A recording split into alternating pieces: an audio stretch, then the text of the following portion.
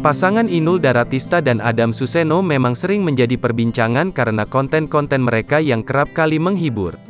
Namun bukan hanya itu, sosok Adam yang terlihat pendiam dan juga setia kepada sang istri sejak awal berkarir juga sering menjadi perbincangan warganet. Bahkan kesetiaan Mas Adam, sapaan akrab sang suami, dibandingkan dengan penyanyi Hollywood Adam Levine yang beberapa waktu lalu terciduk selingkuh. Melihat ini, Inul mengaku dirinya sangat bersyukur karena sang suami masih setia kepada dirinya setelah 27 tahun bersama. Bahkan dirinya berharap bahwa kisah keharmonisan rumah tangga mereka bisa menjadi sebuah inspirasi untuk banyak orang.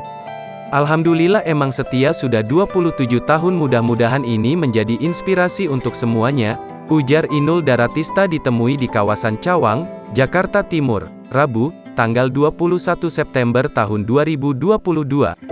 Inul mengatakan bahwa 27 tahun bukan sebuah waktu yang singkat dan mudah bagi dirinya dan suami untuk membina rumah tangga.